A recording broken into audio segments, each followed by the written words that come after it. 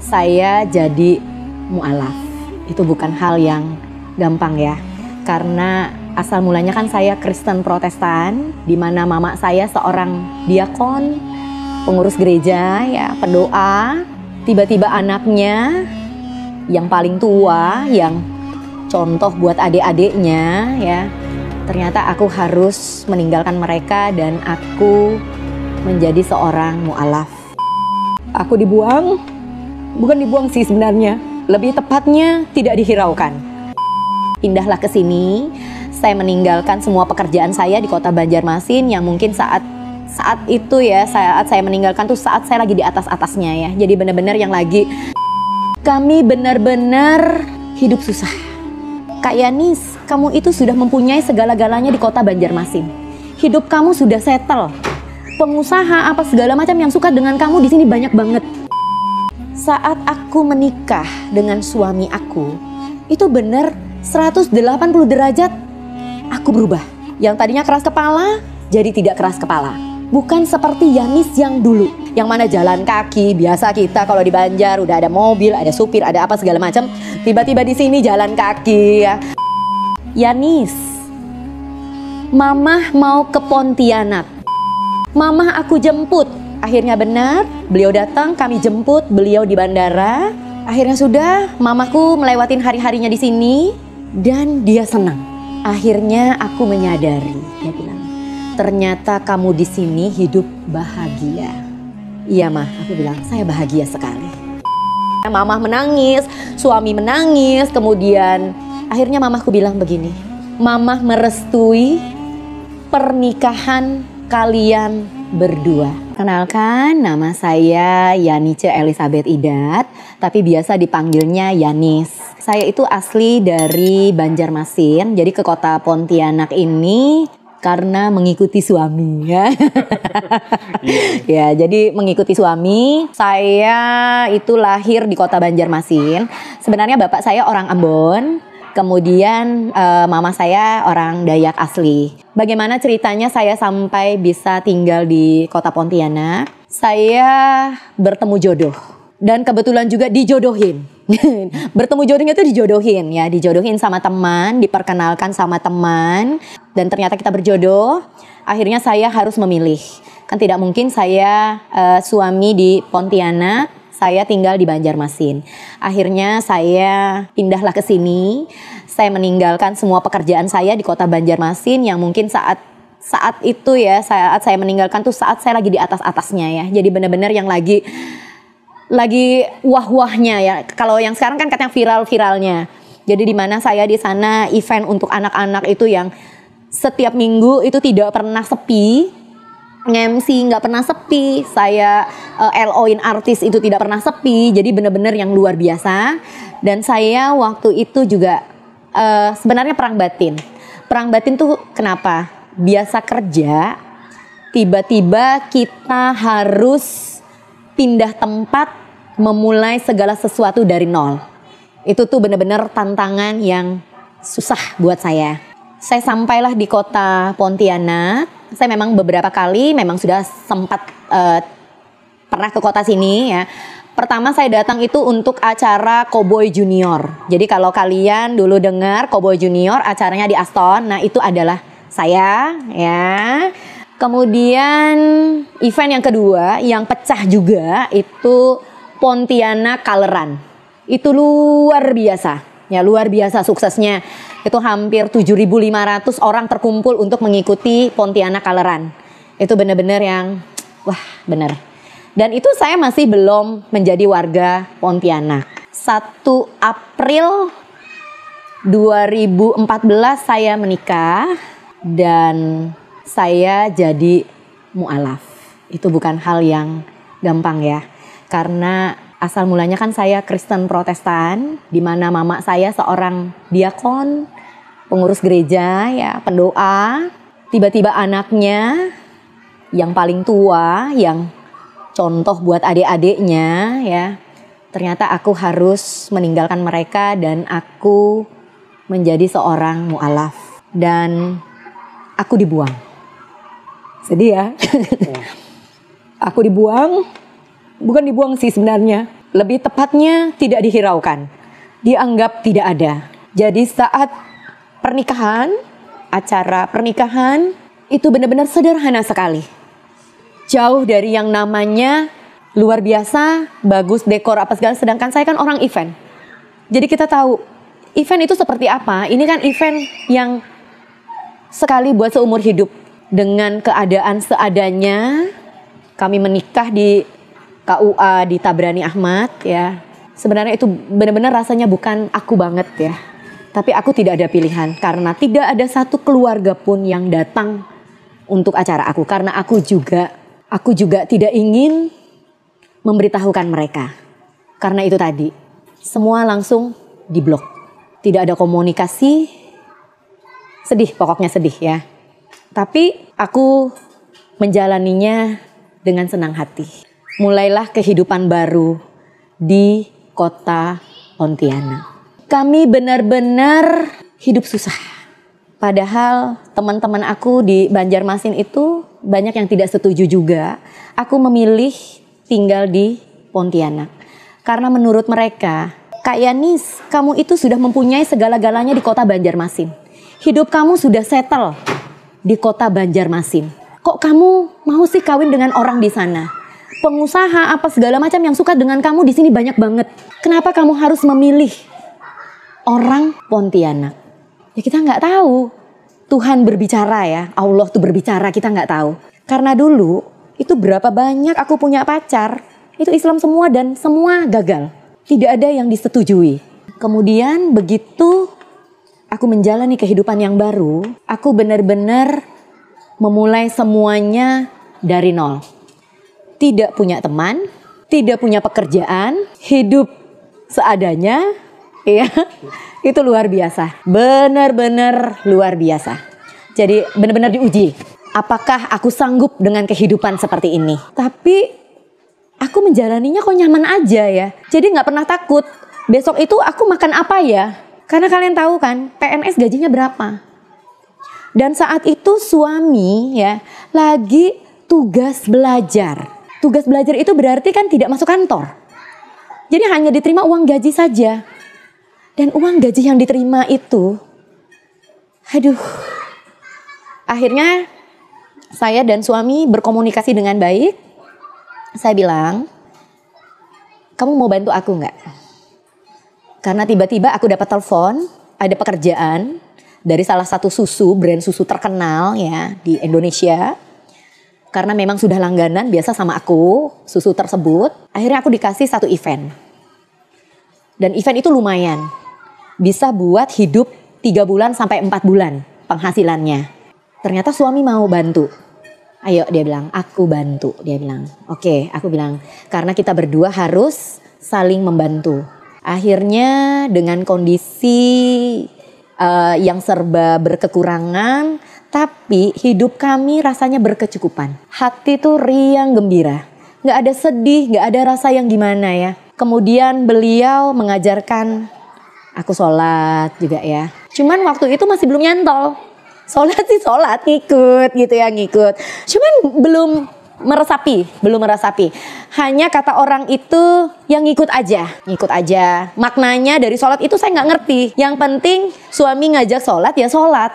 Sudah. Berjalannya hidup kami, kemudian pada tahun 2015 aku melahirkan anak. Aku mempunyai seorang anak laki-laki. Kemudian kalian tahu kan dengan hidup yang serba dalam tanda kutip, ini macam mana yang ngidupin.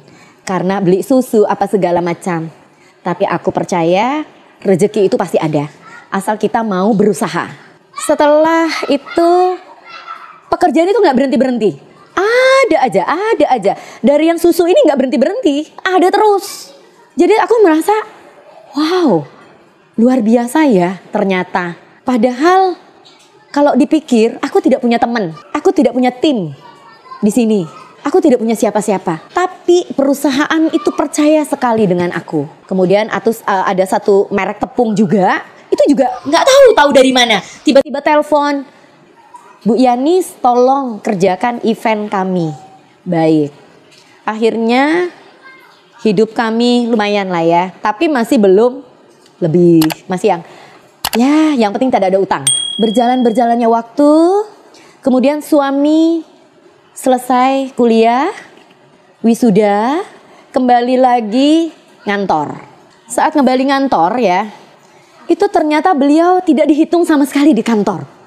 Jadi dianggap tidak ada, karena lama banget kan nggak masuk. 4 tahun kalau nggak salah, beliau 3 tahun apa 4 tahun ya, karena beliau mengambil D4 di Polnet, itu tidak dihitung sama sekali.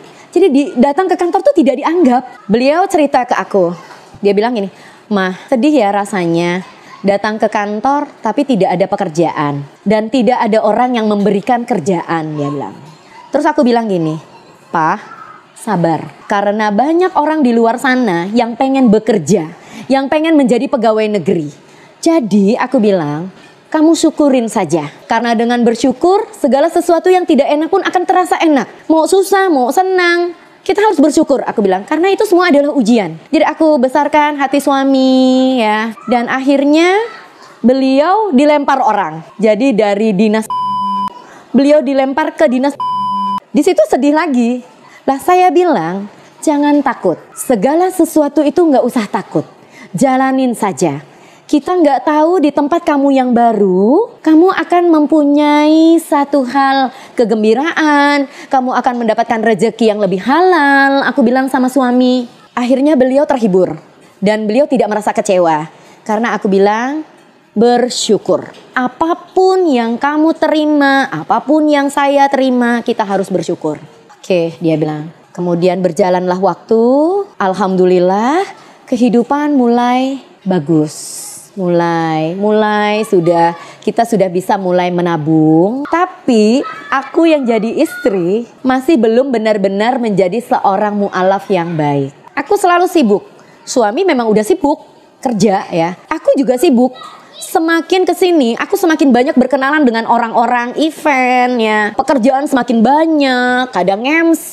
Pokoknya jadi lupa dengan tugas juga sebagai seorang istri. Asik bekerja. Suami memang sempat menegur. "Boleh nggak aku saja yang bekerja, kamu di rumah saja. Kasihan anak-anak." "Oh enggak apa, aku bisa bayar orang." Dengan ininya aku jawab ya. "Oh enggak apa, aku bisa bayar orang. Jadi anak-anak tuh nanti dijaga sama orang. Kita jangan menyusahkan orang tua juga," aku bilang. "Kita bayar orang aja." Masih ngeyel. Akhirnya suami mengizinkan. Banyak event-event dan aku kemudian kerja sama lagi selain dengan produk susu yang luar biasa ngetop itu. Kemudian aku kerjasama dengan salah satu provider ya. Dan itu semua eventnya juga ke aku. Nggak ngerti juga, pokoknya orang itu percaya banget sama aku. Kerjaan itu dia percaya banget, dia berikan ke aku. Ya tahu berarti sibuk kan.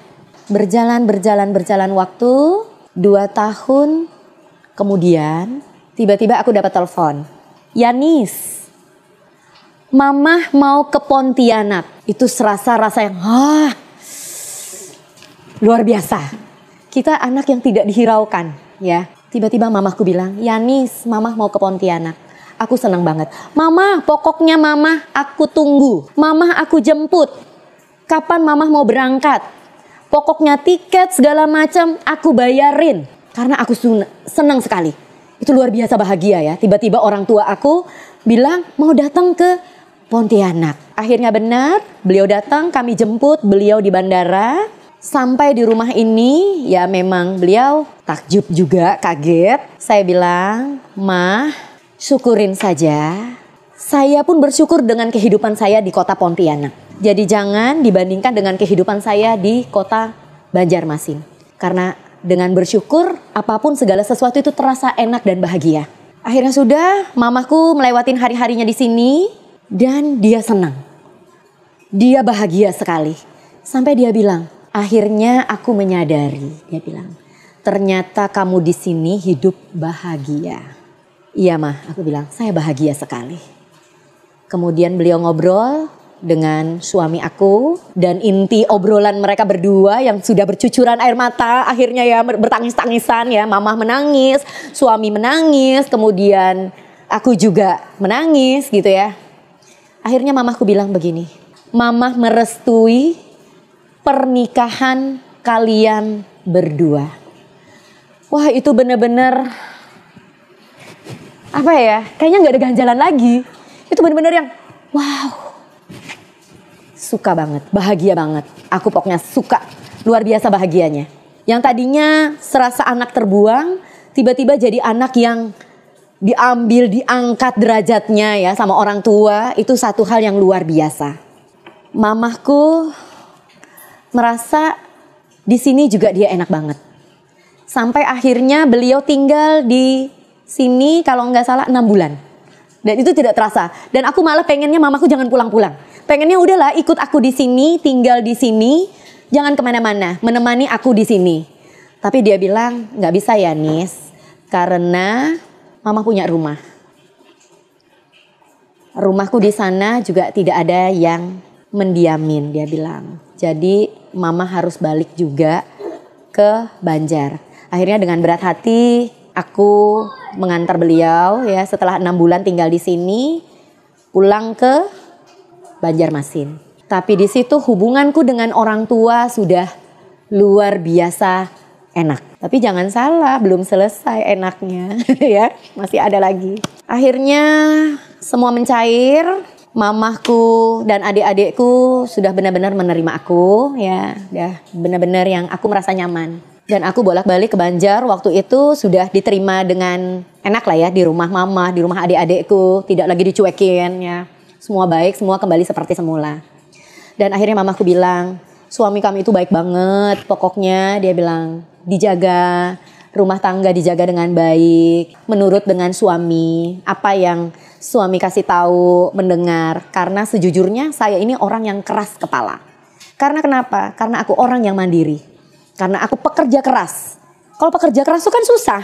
Dia punya plan sendiri, dia punya tujuan hidup sendiri, dia punya tujuan yang mau dicapai sendiri gitu ya. Tapi mamaku bilang, kamu itu hidup tidak sendiri. Kamu berdua. Bagaimana kamu belajar untuk menghormati dan menghargai suami kamu.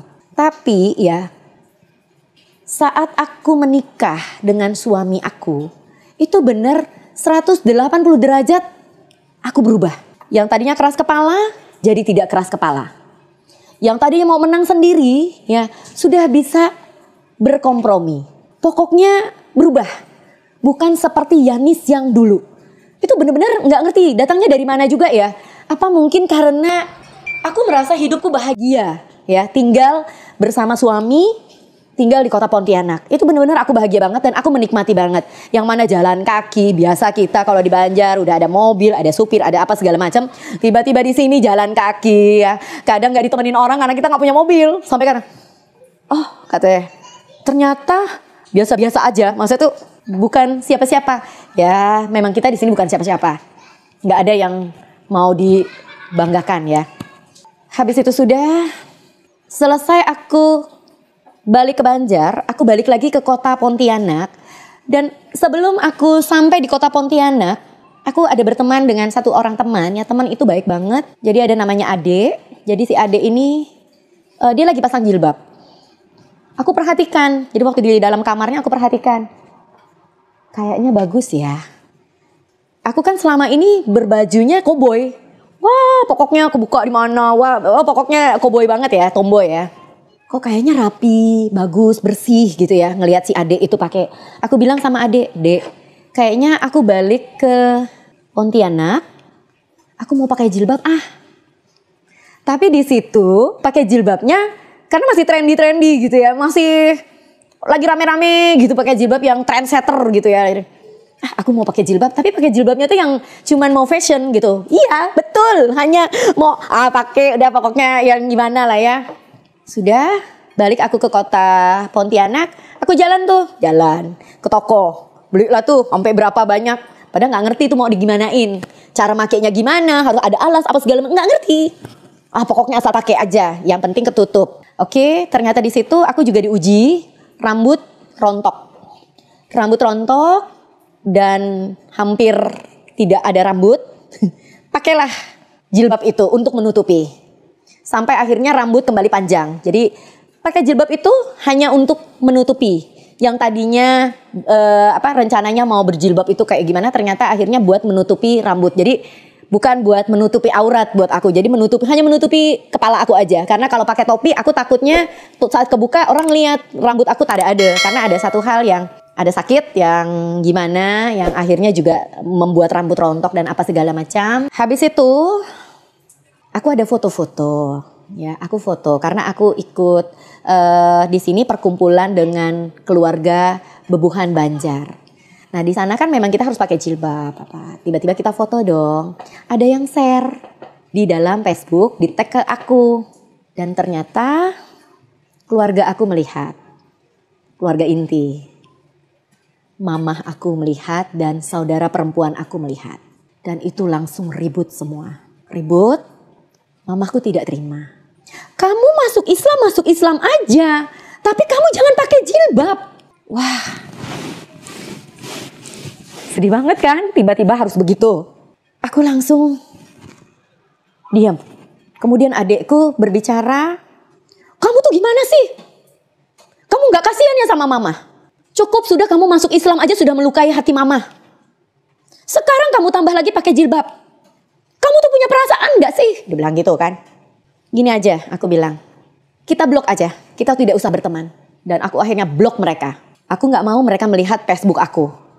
Karena aku tidak bisa menyuruh orang untuk, hey jangan di tag ya foto itu ke Facebook aku.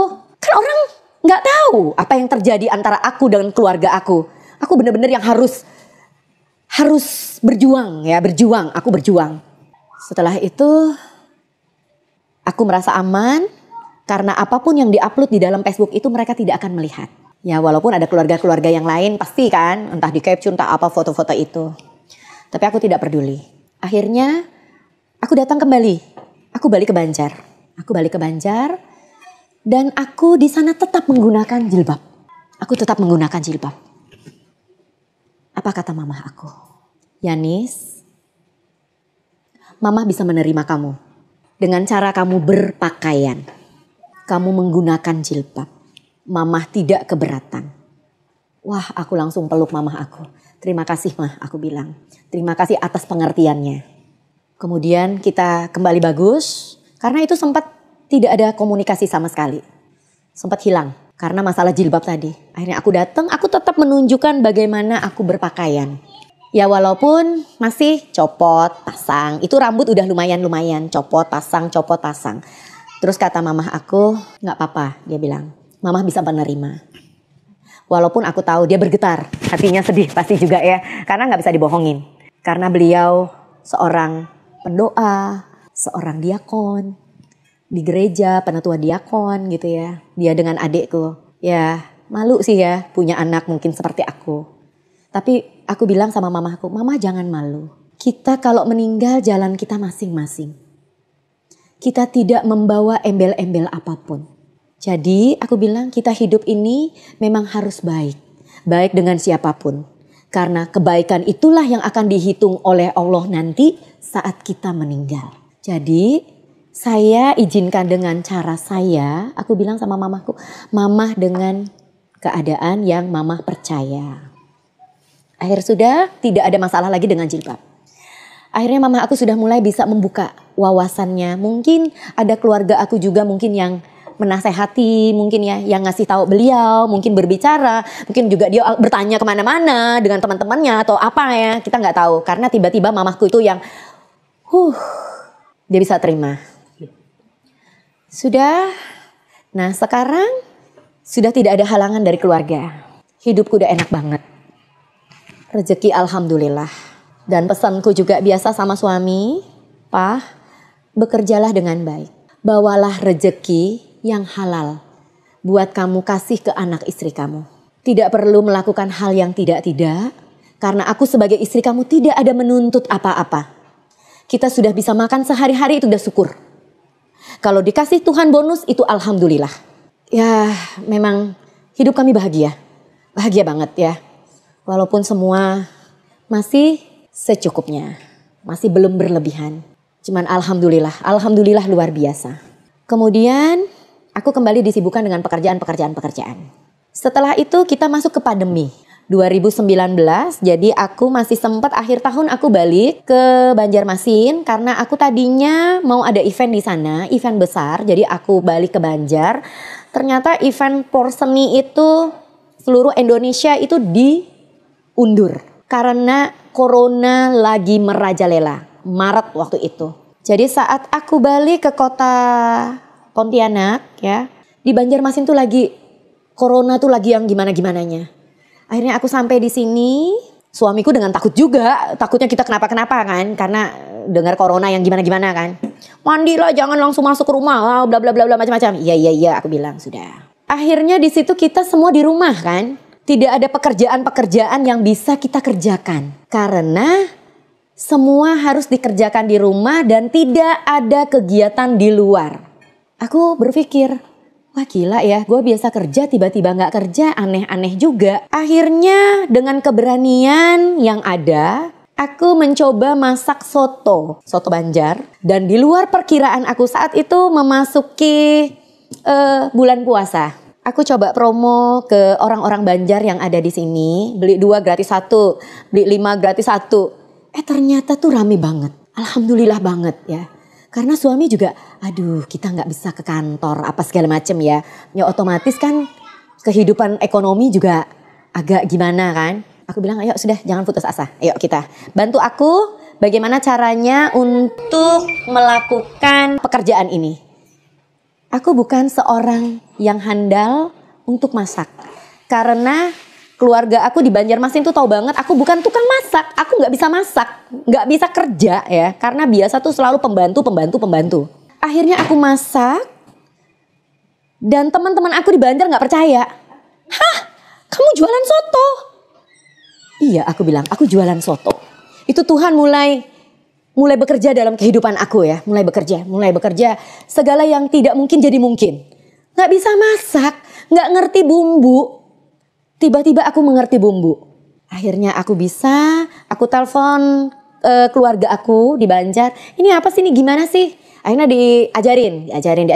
Oke, baik, aku bilang. Dan selama bulan puasa itu, luar biasa aku dapat rezeki dari jual soto Banjar. Senang, pokoknya orang udah tahu nih, Yanis tuh jualan soto Banjar. Sampai teman-teman di Banjar, gila lu Bu ya, dia bilang. Lu bisa masak ya? Ada yang gak percaya ya sampai minta di video call. Saat aku masak tuh minta di video call. Aku video lah biar ngelihat. Iya ya kata mereka bener ya. Jadi aku percaya segala sesuatu itu tidak ada hal yang tidak mungkin.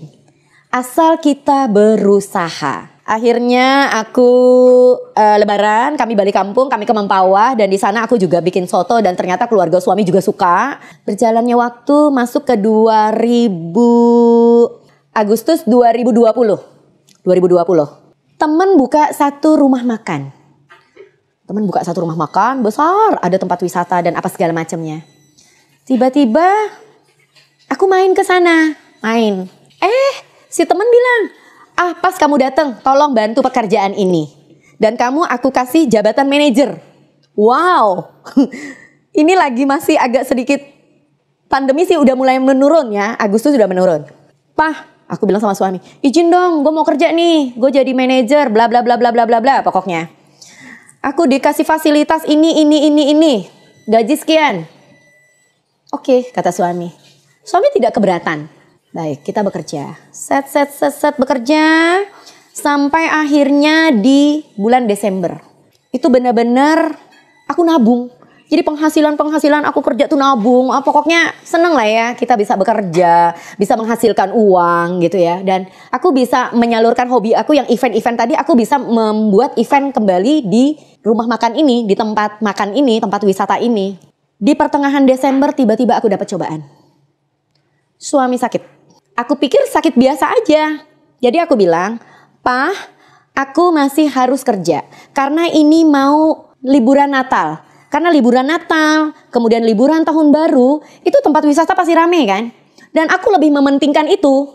Aku pikir dia penyakitnya tidak terlalu parah. Jadi aku pikir dengan aku siapkan obat, aku siapkan makanan buat dia sarapan, buat dia makan gitu ya. Udah cukup. Ternyata tambah parah. Jadi seminggu kemudian tambah parah. Bukan tambah baik ya, tambah parah. Wah, aku juga jadi bingung. Tapi aku juga harus, ini kerjaan aku masih, aduh tunggu sebentar deh, kamu sabar ya, di rumah aku selesaikan dulu pekerjaan aku. Akhirnya tugas aku selesai, di tanggal 3 Januari aku ngobrol sama bos aku, Pak saya izin dulu ya Pak ya, saya mau urus suami. Suami saya sakit, wah itu kebayang kan, sakitnya udah parah. Jadi tuh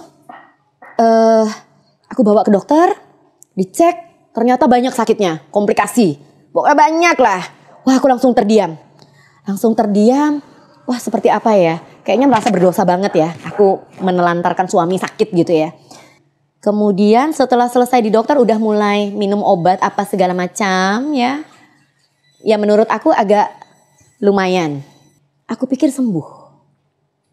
Ternyata tidak sembuh. Malah kuning di mata apa segala macam. Wah ini gak bisa nih aku bilang.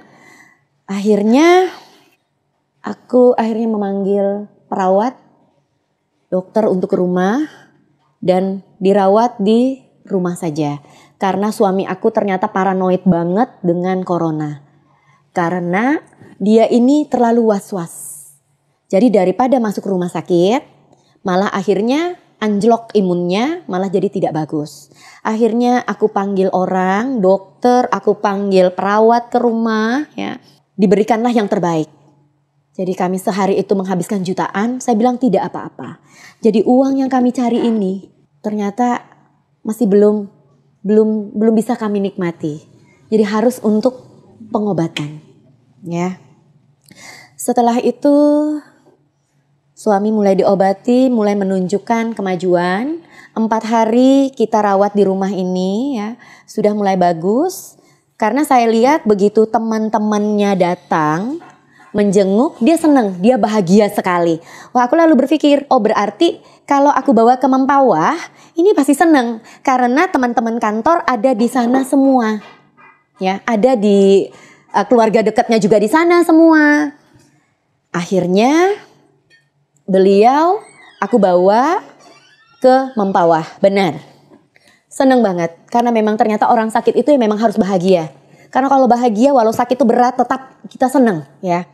Dijenguk teman-teman kantor apa, oh semangat ya. Ya kita juga mulai pengobatan. Februari akhir beliau sembuh yang menurut aku sudah alhamdulillah lah ya. Sudah bisa ke kantor gitu ya. Cuman waktu itu aku masih belum mengizinkan. Ternyata permintaan suamiku apa? Yanis, minta tolong kamu tidak bekerja lagi. Wah itu satu hal yang susah. Karena aku merasa jiwa aku udah ada di sana. Hobi aku sudah tersalurkan di sana.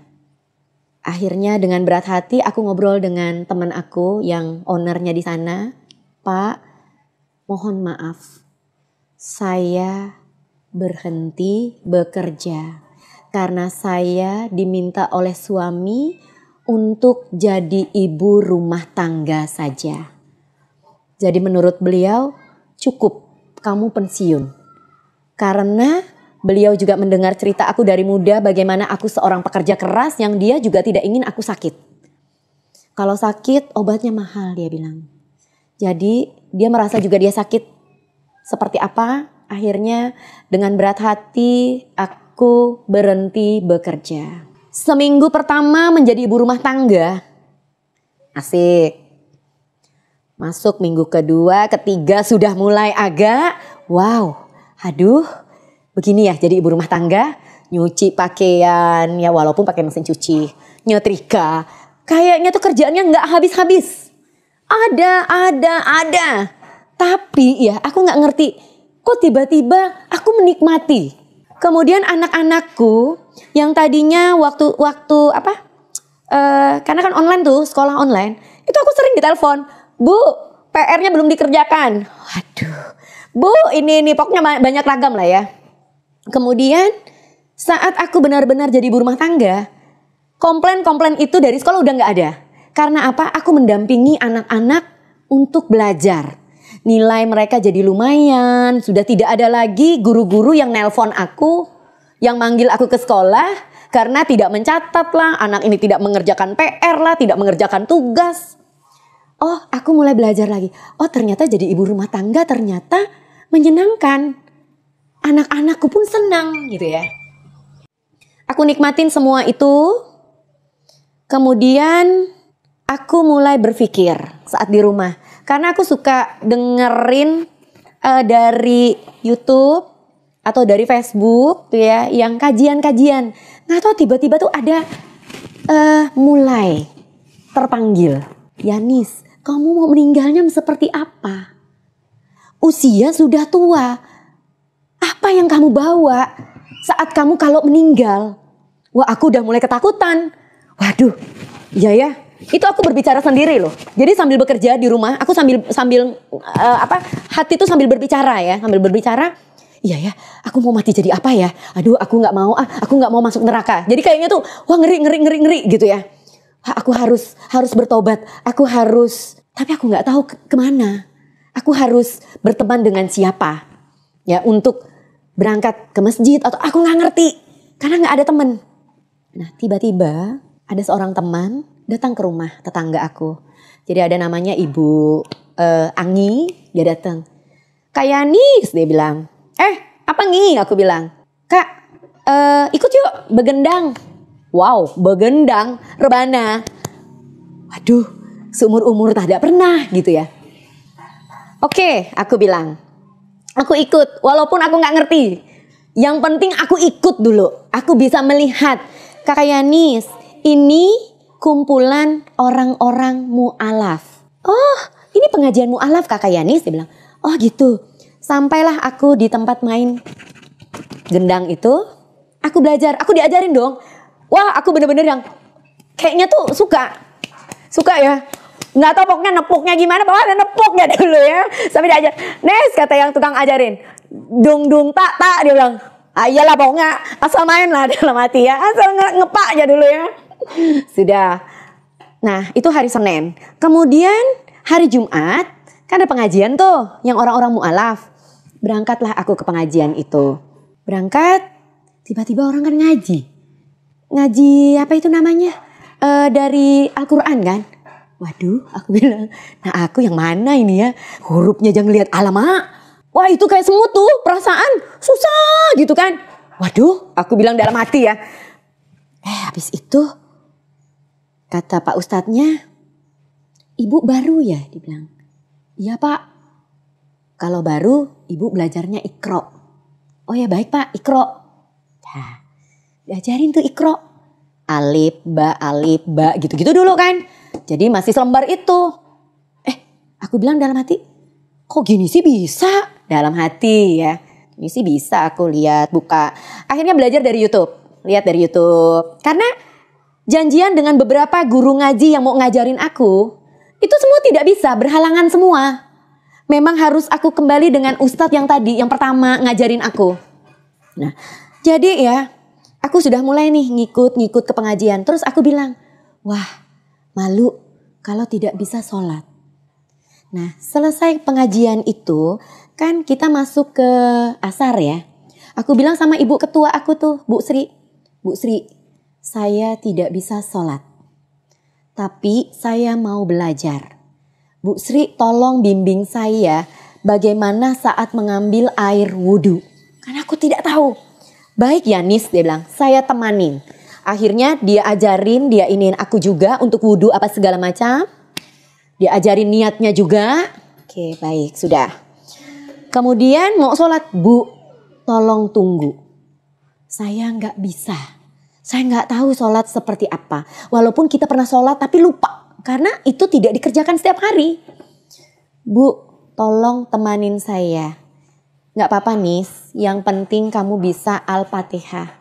Tiba-tiba saat kita sholat itu ya, ada satu teman, ada nenek-nenek, itu ada sejadah yang petunjuk buat sholat. Terus aku bilang, selesai sholat itu, nenek, saya boleh pinjam sajadahnya. Saya mau cetak sajadah ini, saya bilang, buat saya belajar di rumah. Oh boleh, kata si nenek itu. Saya pinjam, akhirnya saya cetak, selesai, seneng. Karena udah gak ada kendala kan. Tapi kendala lagi, ini macam mana ya? Doa ini bacaannya ini apa? Ini gimana bacaannya nih? Yang benarnya seperti apa? Karena kan kita nggak tahu. Tapi aku dalam hati, ya Tuhan, aku mau belajar, aku mau belajar. Akhirnya masuklah kita ke bulan puasa. Nah, di bulan puasa itulah aku benar-benar yang mendapatkan hidayah yang luar biasa ya. Suami ngajarin, teman-teman di pengajian ngajarin. Kemudian aku semakin suka datang ke pengajian. Suka karena apa? Mau belajar. Mau belajar, mau belajar, mau belajar. Dan akhirnya aku dapat guru. Guru mengaji. Aku dapat. Belajarlah kita ngaji. Belajarlah aku ikro. Dari ikro ya. Memang tuh ya lidahnya tuh agak susah. Kayaknya rasanya tuh gimana gitu ya. Cuman ya belajar, belajar, belajar. Dan saat bulan puasa, aku tidak merasakan itu puasa. Seperti aku menjalankan yang, ternyata puasa enak ya. Dulu ya. Pasti suami aku kalau nonton nanti marah dia nih. Dulu ya, puasa. Awal, tengah, akhir. Awal, tengah, akhir. Jadi itu kadang ya. Ya karena belum ininya ya, belum. Kemudian waktu dulu tuh, kalau ditanya saya, Yanis puasa? Iya Pak puasa. Padahal aku baru makan. Aku baru minum, haus gitu ya. Tapi memang kalau sudah yang namanya hidayah itu tidak bisa dilawan. Aku menjalankan puasa itu enak banget. Bangun subuh itu enak banget. Tanpa diapa-apain jam 3 tuh aku pasti bangun dan aku pasti menyiapkan makanan. Nggak ada pakai yang biasa malas gitu kan yang pokoknya susah lah ya. Dan kami di rumah apa adanya aja kayaknya semua makanan yang kita hidangkan tuh enak. Dulu padahal nggak puasa tuh ya. Waduh belanja. Wah penuh meja. Makanan yang mana-mana. Padahal nggak puasa tuh. Gaya depan suami puasa. Nah kayak puasa. Saat sudah mengerti apa itu puasa. Makanan hanya lauk satu macam, sayur. Kemudian ada kue satu, ada kurma, udah cukup. Dulu, wah kayaknya kurang-kurang aja tuh mau dibeli semua tuh. Kayaknya enak. Kolak, nggak tahu lah namanya di sini apa, kolak lah apa, pokoknya enak. Semua makanan yang dilihat tuh enak. Waduh, aku akhirnya, kok sekarang aku jadi seperti ini ya? Benar-benar memaknai sekali puasa. Kemudian sudah, dan aku merasa rugi kalau aku tidak belajar sholat. Aku tidak belajar ikro itu aku merasa sedetik, sejam, semenit apa tuh aku rugi. Jadi aku belajar dengan bimbingan Pak Ustadz ya. Dibimbing juga sama teman-teman sesama mu'alaf yang sudah pintar. Mereka ajarin. Akhirnya alhamdulillah sekarang sholat udah bisa. Baca niat wudhu udah hafal. Ya memang orang pasti di luar akan ketawa ya. Gampang, itu kan anak TK, itu pelajaran anak TK. Bener, tapi buat saya itu satu perjuangan. Perjuangan yang susah ya. Tapi karena aku merasa dapat hidayah itu luar biasa. Jadi sekarang tuh kalau gak sholat tuh kayaknya rugi banget. Rugi banget. Karena kita hidup hanya sekali seumur hidup. Jangan sia-siakan hidup kita ya. Dan terus berbuat baik. Dan suamiku tuh ya, aku bangun subuh, sholat subuh, sampai dia bilang apa? Mah, ya Allah papa mau nangis lihat mamah nih, dia bilang. Karena memang suamiku juga bukan orang yang menekan. Oh kamu harus sholat, oh kamu harus pakai jilbab. Mungkin dia juga, nanti istriku pasti akan mengerti. Karena menurut dia aku orang yang pintar, yang suka baca, pasti pengetahuannya bisa lah ya, bisa kebuka lah wawasannya. Jadi tuh beliau akhirnya yang, alah bahagianya dia bilang, lihat mama sekarang tuh dia bilang yang pintar ikro, dia bilang bukan pintar sih sebenarnya, belajar ya belajar, udah mulailah sekarang baru ikro 4. Tapi itu aku bangga banget ya Tuhan, aku bangga sekali aku bisa sampai ada di ikro 4 karena kalau menilik ke belakang itu susah sekali. Yang aku bilang tadi hurufnya kayak semut-semut kan, tapi ternyata begitu diajari suka jadi tuh ya. Selesai bekerja apa segala macam, aku bukalah ikro itu, aku belajar, aku coba menghafal doa apa segala macam, aku belajar. Kemudian ya teman-teman, aku suka ngumpulin juga teman-teman di rumah ini untuk belajar ngaji, belajar Iqra. Jadi ya sekarang senang banget. Kemudian hidupku dengan keluarga-keluargaku juga bahagia. Semua sudah bisa menerima aku. Kemudian mungkin juga mertuaku mungkin juga bahagia karena beliau juga mu'alaf ya. Mertua juga mu'alaf ya di Mempawah sana. Mungkin beliau juga takjub waktu saat bulan puasa. Karena dulu tuh beliau sholat nih. Si menantu duduk. Jadi tuh sekarang aku sholat. Dia sampai yang mungkin dia takjub juga. Wow, menantu aku udah mulai sholat, udah puasa, udah yang ya semoga aku bisa membahagiakan semua orang. Kemudian semoga kehidupan juga semakin membaik. Alhamdulillah. Terus nanti kalian pada datang sini ya. Pertengahan Juli, insya Allah kalau nggak pertengahan akhir Juli. Aku akan grand opening rumah makan. Jadi di rumah ini nanti jadi rumah makan khas Banjar. Kalian datang aja nanti ke sini ya. Ya itulah. Ternyata banyak hal yang kita nggak tahu rahasia Tuhan. Yang kamu jangan bekerja, kamu sudah aja, cukup aja udah bekerja. Ternyata inilah Tuhan membukakan jalan. Untuk aku ternyata aku jadi bisa sholat. Aku bisa berkumpul dengan sesama mu'alaf. Aku bisa belajar agama. Dan aku bahagia banget.